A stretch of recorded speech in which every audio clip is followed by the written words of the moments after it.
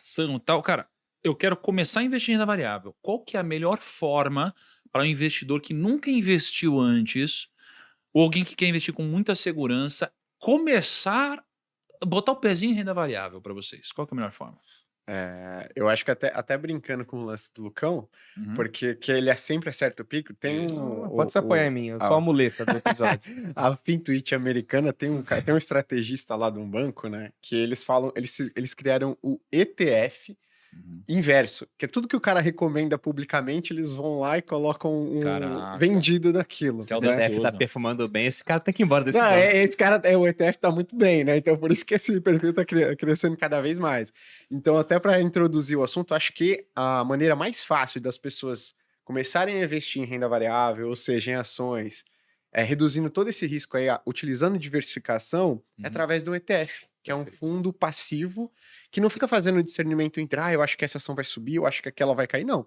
Pega ali as ações mais negociadas no Brasil, por exemplo, do Ibovespa, com R$ 100 ali, eu compro um pedacinho de cada uma dessas ações. Então, esse, na minha opinião, é um jeito Uhum. de você já começar a dar um primeiro pezinho ali na renda variável, de maneira diversificada, sem correr risco de concentração, ou de apostando no cenário XYZ, de um analista tal, ou do influencer tal. Eu acho que essa é a maneira mais segura de Perfeito. você começar e dar os primeiros passos. Que ETF, hein? Cara, eu acho que se você quiser ir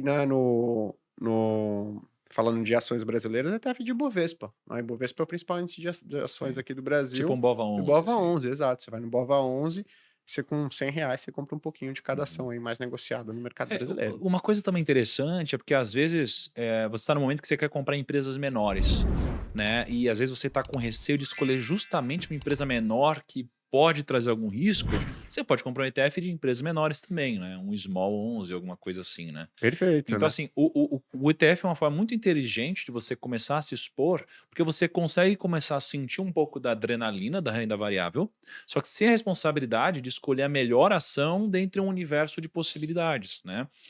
E o ETF, ele vai ser basicamente um pacote de ações, né? Então, junta-se dinheiro de investidores, aí você tem um gestor, o gestor ele simplesmente copia algum índice, como o Ibovespa, ele compra lá mais ou menos 70 ações diferentes.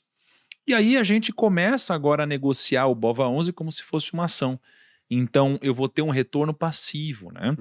Então eu não vou ganhar do índice Bovespa, mas eu vou sempre replicar essa rentabilidade. Então para quem não tem tempo, ou para quem não quer de fato se aprofundar no investimento, eu até acho que essa é a melhor coisa a se fazer. Uhum. Porque para pensar, né? Vamos supor que você, com muito estudo, com muita coragem, com muitas horas, você consiga escolher algumas ações que rendam um pouco mais do que o Ibovespa. Aí você vai ganhar, por exemplo, 1% a mais por ano.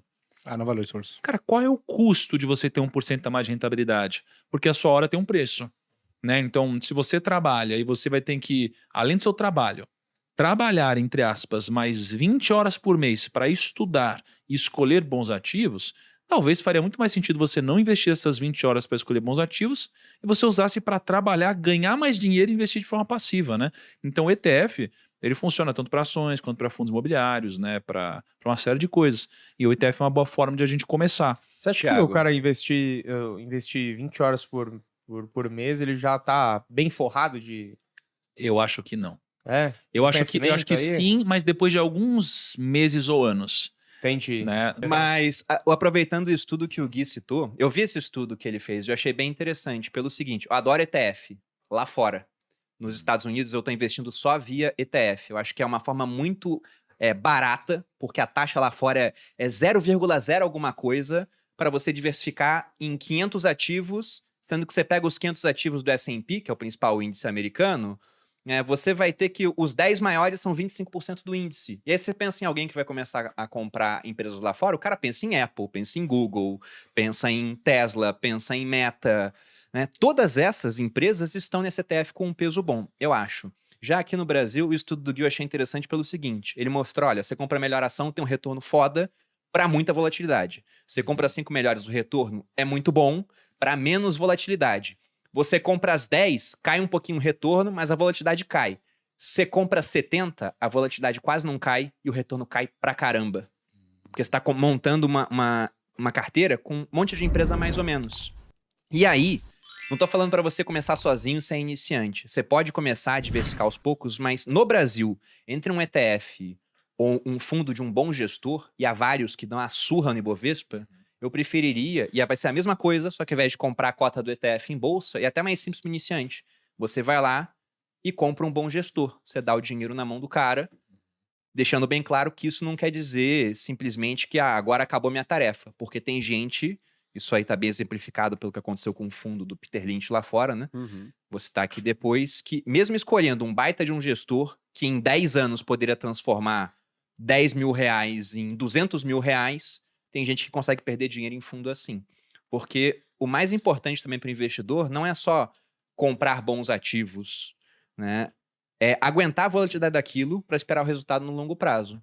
Eu citei o Peter Lynch aqui, era um gestor americano que ele conseguiu uma façanha. De 1977 a 1990, em 13 anos, ele teria transformado 100 mil dólares em quase 3 milhões. Era 2, alguma coisa, 2,8 milhões de dólares, se eu não me 2,8. engano. Era uma rentabilidade de 29,2% ao ano, na média, que ele conseguiu.